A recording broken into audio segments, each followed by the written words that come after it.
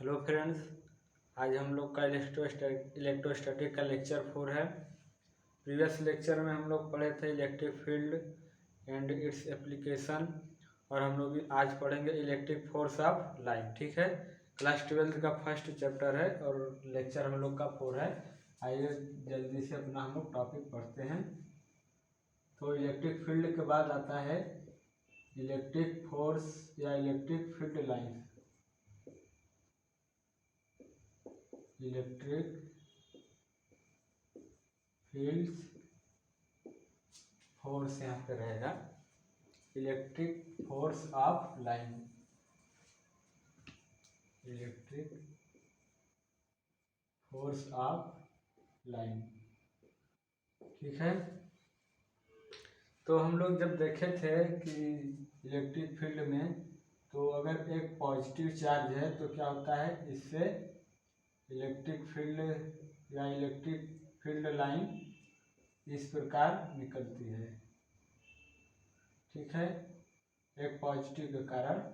और अगर कोई नेगेटिव चार्ज है तो इस प्रकार निकलती है। सॉरी, यहाँ से क्या होती है, पॉजिटिव की से चलती है और नेगेटिव पर आके मिलती है, इस प्रकार रहता है।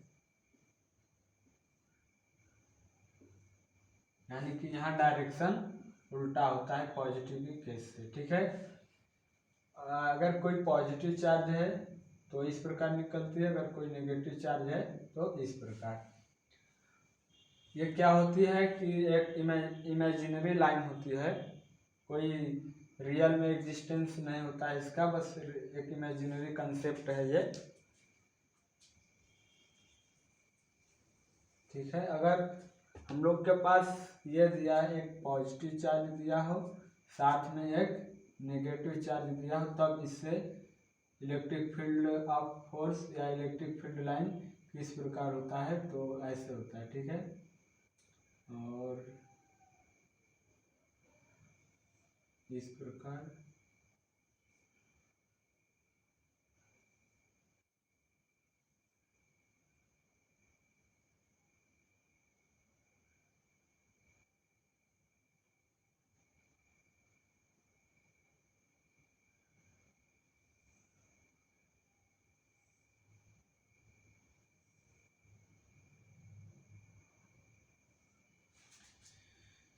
थोड़ा सा अच्छा डायग्राम बनाएं तो क्लियर होगा देखने में।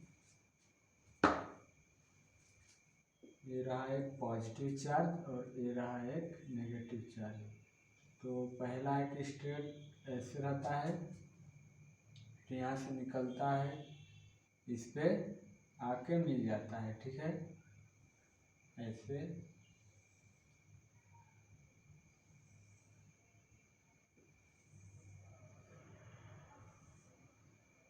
और ये इधर मिलता है जैसे।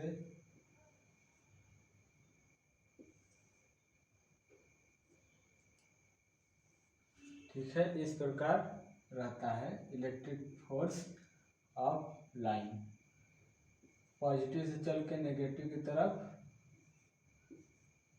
तो इसकी कुछ प्रॉपर्टीज है। प्रॉपर्टीज क्या है, प्रॉपर्टीज हम लोग देखते हैं इलेक्ट्रिक फोर्स ऑफ लाइन की। तो इसकी जो प्रॉपर्टीज है, फर्स्ट है दिस इज अ हाइपोथेटिकल। ठीक है,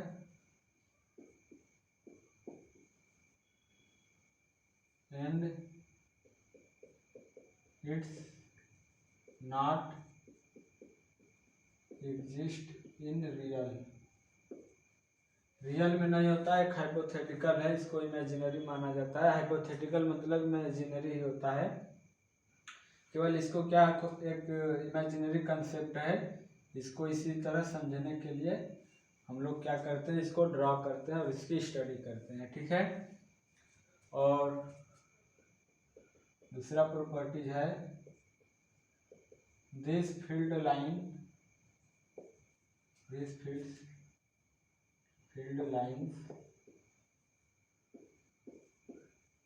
नेवर कट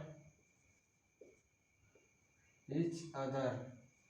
ठीक है, ये जो फील्ड लाइन है ये कभी आपस में कट नहीं करती। कट क्यों नहीं करती है, इसको अगर समझेंगे हम लोग तो मान लीजिए अगर ये कोई पॉजिटिव चार्ज है और ये कोई नेगेटिव चार्ज है, मान लीजिए कोई अगर ये चार्ज है और कुछ ऐसे है यहाँ पे कट कर रही है। ठीक है, ये जो कटान बिंदु है, अगर यहाँ पे टेंजेंट अगर हम लोग ड्रा करें तो हम लोग दो टेंजेंट ड्रा कर सकते हैं, एक इस कर्व के साथ और दूसरा इस कर्व के साथ। ठीक है, तो हम लोग जानते हैं कि एट अ टाइम किसी एक फिक्स समय पर कि अब दो टेंजेंट तो एग्जिस्ट करेगा नहीं, कोई एक ही टेंजेंट क्या होगा, करेक्ट होगा।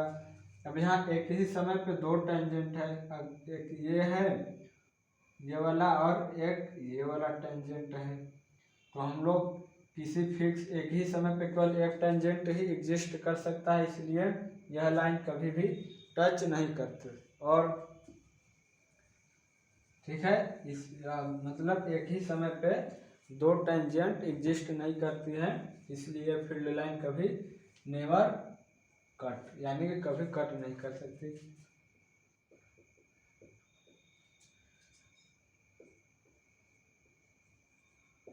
क्राउडेड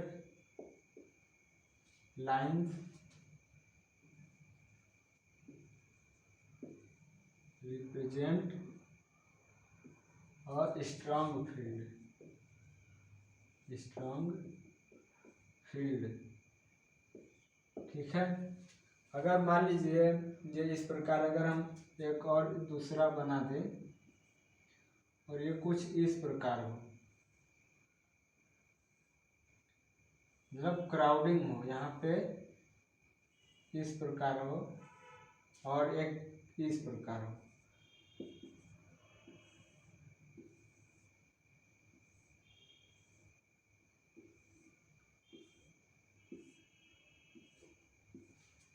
अगर हम लोग से कोई पूछ दे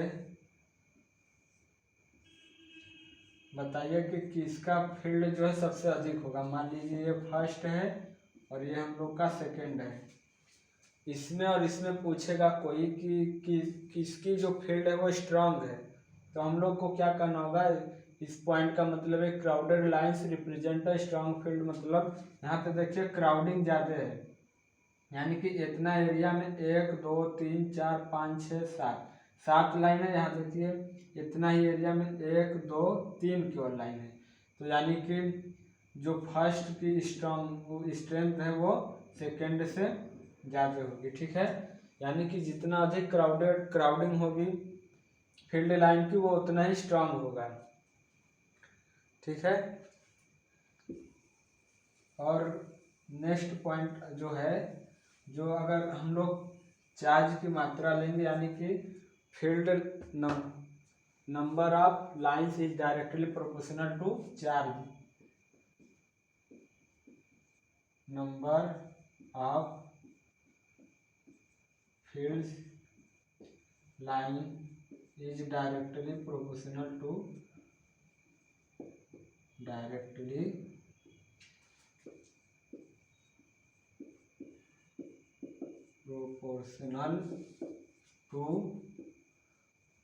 मैग्नीट्यूड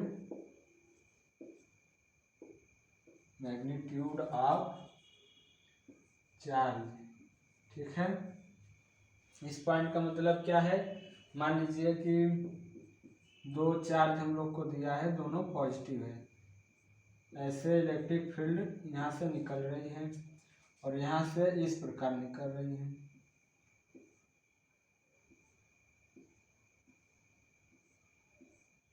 ठीक है, ये रहा हम लोग का Q2, ये रहा Q1। तो यहाँ कहने का मतलब यह है कि जो number of field line is directly proportional to magnitude of charge, मतलब यहाँ पे देखिए 1 2 3 4 5 लाइन है, यहाँ पे 1 2 3 4 5 6 7 8 9 10 11 12 13 14 लाइन, 14 या 15 लाइन है, तो यहाँ पे जो नंबर ऑफ लाइन है यहाँ पर फील्ड लाइन वो Q1 वाले लाइन से ज़्यादा है, तो यहाँ पे magnitude of Q2 is greater than magnitude of Q1, यानी कि Q1 की जो आवेश की मात्रा होगी वो Q2 की जो आवेश की मात्रा होगी वो Q1 से क्या होगी, ज़्यादा होगी। ठीक है, इस पॉइंट का मतलब यही है।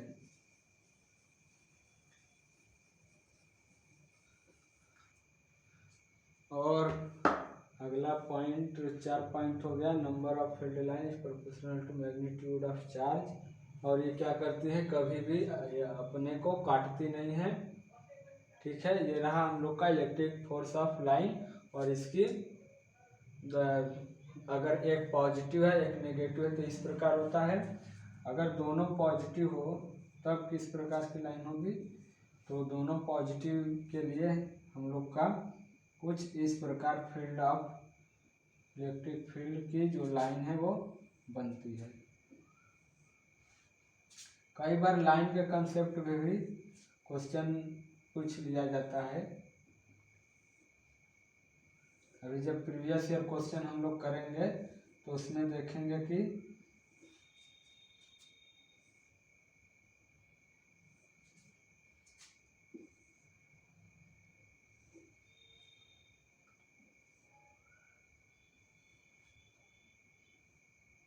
ठीक है, अगर दो पॉजिटिव चार्ज है तो इलेक्ट्रिक फील्ड लाइन की जो स्ट्रक्चर होती है या इस प्रकार बिहेव करती है।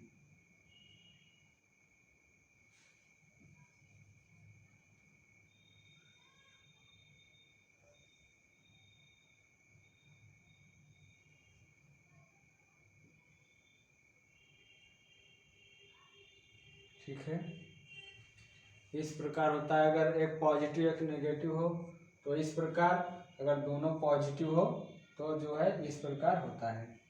ठीक है, ये इलेक्ट्रिक फोर्स ऑफ लाइन हो गया और इसकी प्रॉपर्टीज हो गई। और एक और प्रॉपर्टीज है, एक प्रॉपर्टीज है कि अगर हम लोग को डायरेक्शन निकालना होगा तो हम लोग क्या करते हैं, यहाँ पे अगर टेंजेंट हम लोग ड्रॉ करेंगे तो जो टेंजेंट हम लोग को मिलता है इसकी जो डायरेक्शन होती है इलेक्ट्रिक फोर्स ऑफ लाइन की भी वही डायरेक्शन होती है जो टेंजेंट की लाइन होती है। यानी कि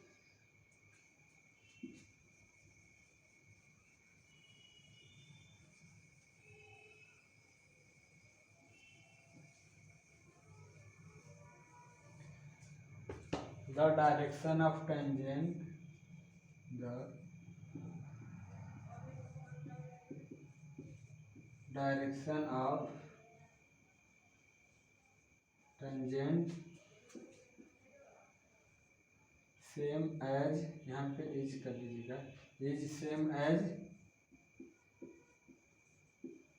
direction of electric field, electric field line. यानी कि वही जो अभी यहाँ बात किए थे हम लोग, अगर ये मान लीजिए है इसी का,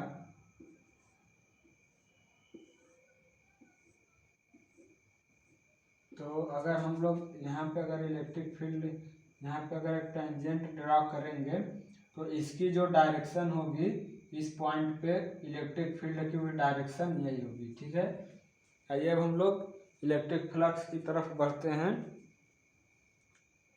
इलेक्ट्रिक फोर्स ऑफ लाइन में इतना ही है।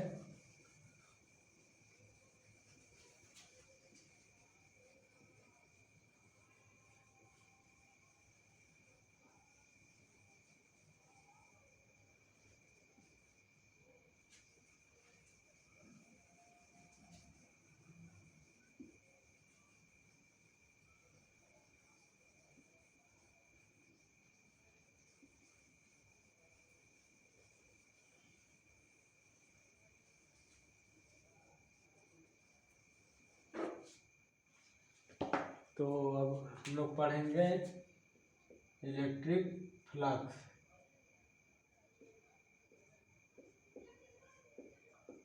इलेक्ट्रिक फ्लक्स, फ्लक्स का मतलब जो होता है जैसे कि flux is same as to flow.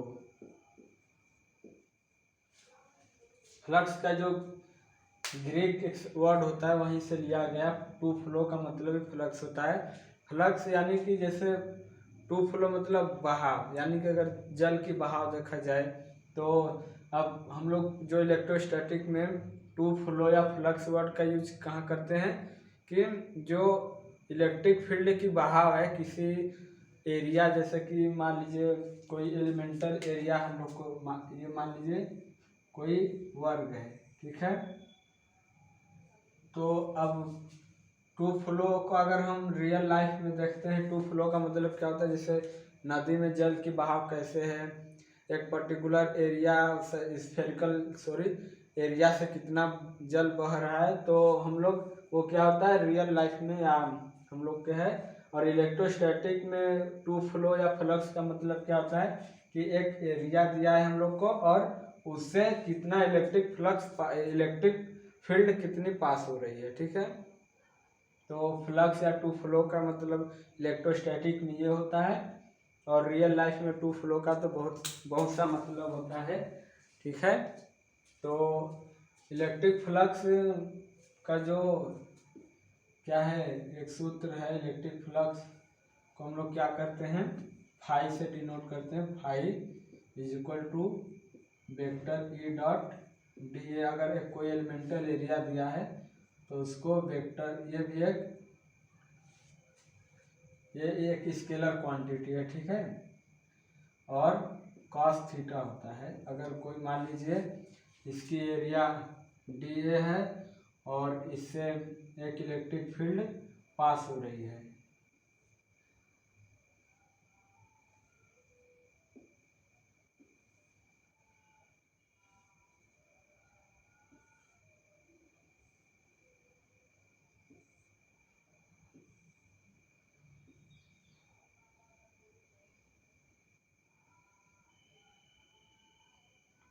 ठीक है। ये रहा इलेक्ट्रिक फील्ड वेक्टर ई।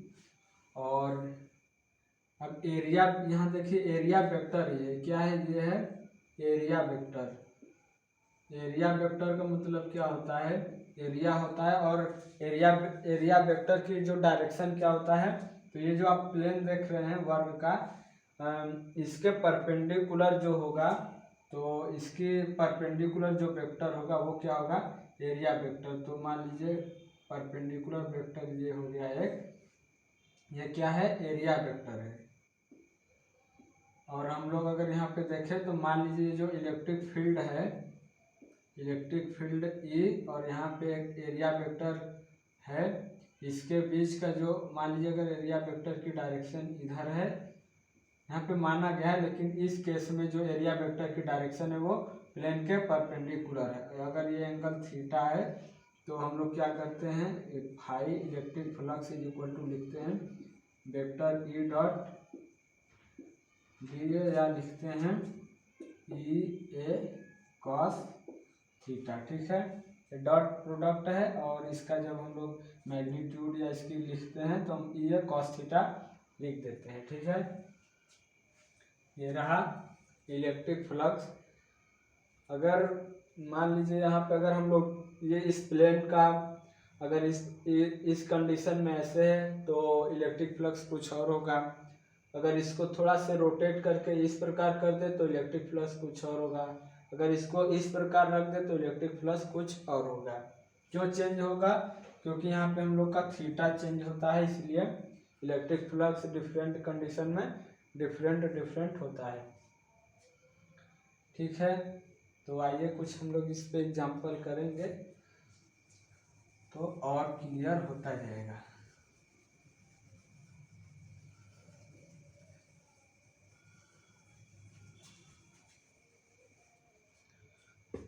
और एक बात कर ले इलेक्ट्रिक फ्लक्स फाई ए के बारे में। ई डॉट बी ए होता है, ये क्या है, पहले तो स्केलर क्वांटिटी है, स्केलर क्वांटिटी। और बात करें इसकी जो एसआई यूनिट या फिर डायमेंशन क्या होगा, तो इसकी एसआई यूनिट ऑफ हाई क्या हो जाएगा, इसकी क्या होता है न्यूटन कूलम, ठीक है, न्यूटन पर कूलम इंटू के इसकी एरिया मीटर स्क्वायर हो जाएगा, ठीक है। तो हम लोग लिख सकते हैं न्यूटन कूलम मीटर स्क्वायर, या सिंपली एक होता है वोल्ट मीटर, ठीक है, वोल्ट मीटर। तो ये रहा वोल्ट मीटर। वोल्ट मीटर कैसे आया, एक हम लोग आगे पढ़ेंगे एक होता है volt is equal to V बराबर vector E dot D R, ठीक है। तो यहाँ से हम लोग ई को लिख सकते हैं we upon D R.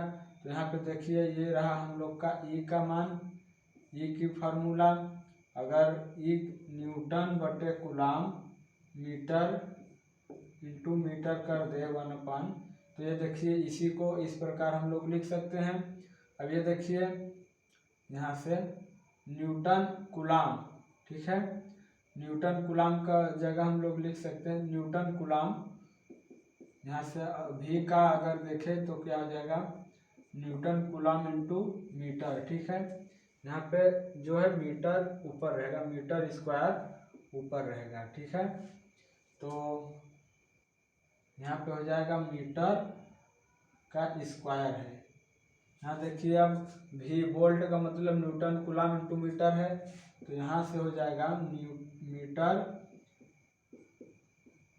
Into के मीटर, यानी कि वोल्ट इंटू मीटर, ये वोल्ट का मान है, यहाँ से मीटर हो गया। तो ऐसा unit newton coulomb into metre square लिखिए या वोल्ट मीटर इंटू लिखिए, बात एक ही है। और इसकी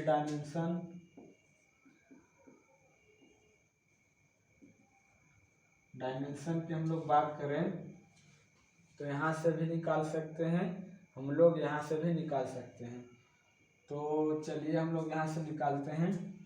तो अब देखिए क्या है newton coulomb into metre square, तो न्यूटन मतलब फोर्स ही होता है, m इंटू ए यानी कि मास हो गया, इंटू के एक्सीलरेशन को L(T)⁻2 से लिखते हैं, और नीचे है कूलम। अब देखिए इलेक्ट्रिक फील्ड I बराबर होता है चार्ज इंटू के टाइम, या Q बराबर हो जाएगा I इंटू के T, या coulomb is equal two ampere into के समय, यानी कि कूलम की जगह हम लोग लिख देंगे एम्पियर समय, और बट गुणे के एल मीटर, मीटर को एल से डिनोट करते हैं डायमेंशनल फार्मूला में। तो ये हो जाएगा एम एल के पावर 3 टी के पावर -3 और एम्पियर के पावर -1, ठीक है। ये रहा इसकी डायमेंशनल फार्मूला। यहाँ पे देखिए -2 है, टी ऊपर जाएगा तो -3 बन जाएगा, ठीक है। ये घात 1 रहा था, ऊपर जाएगा घात 1 जुड़ जाएगा तो -t हो जाएगा, -3 हो जाएगा, और ये भी ऊपर जाएगा तो -1 आ जाएगा, ठीक है। ये रहा इलेक्ट्रिक फील्ड के बारे, इलेक्ट्रिक फ्लक्स के बारे में।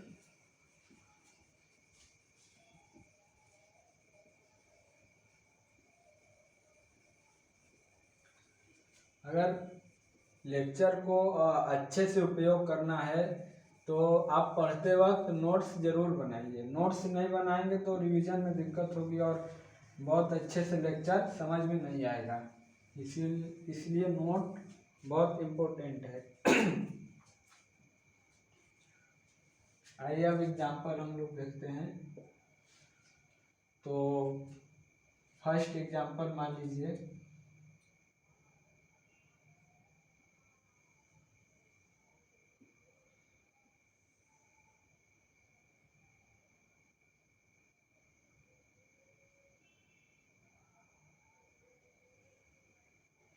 ये क्या है, एक हेमिस्फीयर है और इसकी जो रेडियस है वो r है, और इलेक्ट्रिक फील्ड इस प्रकार से दिया गया है।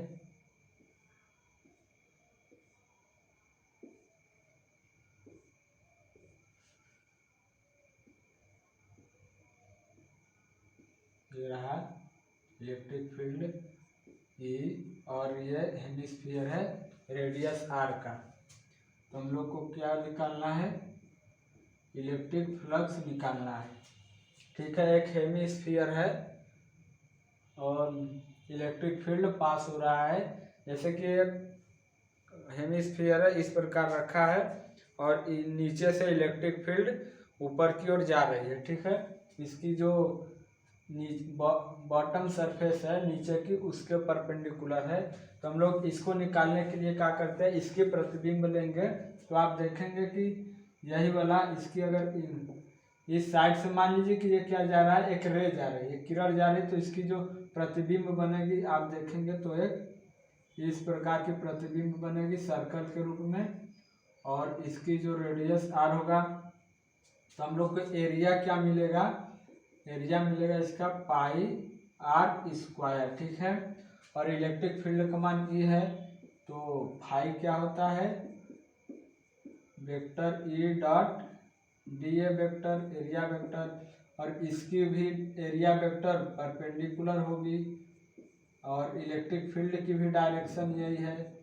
तो इसको अगर लिखे तो E D A cos theta, theta का मान यहाँ क्या है, 0 है, तो फाई हो जाएगा इलेक्ट्रिक फील्ड ई गुणे के पाई आर स्क्वायर इंटू के कॉस 0, यानी कि कॉस 0 अंश का मान 1 होता है, ई पाई आर स्क्वायर हो जाएगा। ठीक है, हम लोग का जो फाई का मान होगा वो ये हो जाएगा E into pi r square.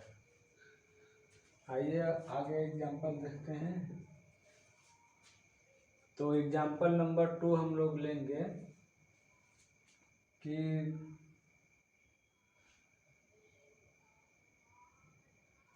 ये एक है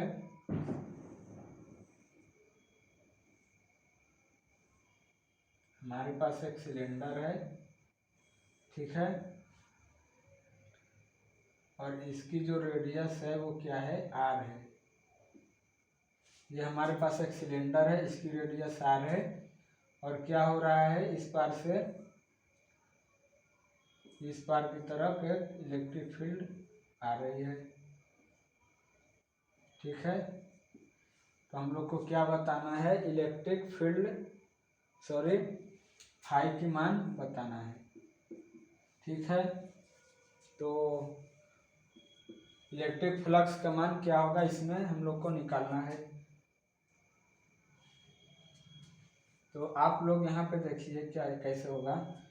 तो अगर इस केस में हम लोग इसकी अगर इमेज लेंगे, तो हम लोग को अगर मान लीजिए अगर यहाँ पे एक सिलेंडर रखा है, जब उसको इसका इमेज लेंगे तो आप लोग को क्या मिलेगा, इस प्रकार की आयताकार आप लोग को एक इमेज मिलेगा। ठीक है, तो आयताकार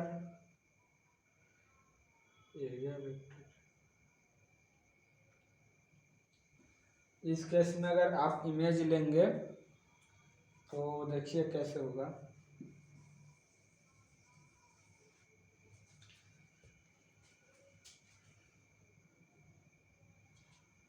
तो ये रहा हम लोग का इमेज,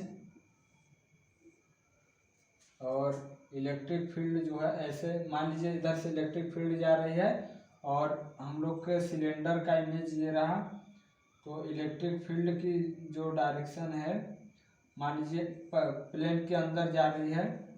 ठीक है, तो ये इलेक्ट्रिक फील्ड रहा, और ये जो ये होगा, इसकी लेंथ मान लीजिए L है, तो इसकी लेंथ L हो जाएगा, और ये जो पूरा होगा हम लोग का 2R होगा, क्योंकि ये आधा R मिला के 2R हो जाएगा। तो हम लोग का हाई का मान आएगा E इंटू के एरिया, यानी कि 2R इंटू के L, तो हो जाएगा 2LRE। ठीक है, ये हम लोग का हो जाएगा फ्लक्स का मान। और यहाँ पे एरिया वेक्टर जो लेंगे, ठीक इसी प्रकार E और एरिया वेक्टर की डायरेक्शन सेम होता है, इसलिए हम लोग का जो होगा वो 2LRE का मान हो जाएगा। ठीक है, अब हम लोग नेक्स्ट लेक्चर में क्या करेंगे, गॉस लॉ के नियम, गॉस नियम के बारे में पढ़ेंगे और उसके एप्लीकेशन देखेंगे, किस प्रकार उसका एप्लीकेशन है, और इलेक्ट्रिक फ्लक्स से रिलेटेड और अच्छा एग्जाम्पल करेंगे। ठीक है।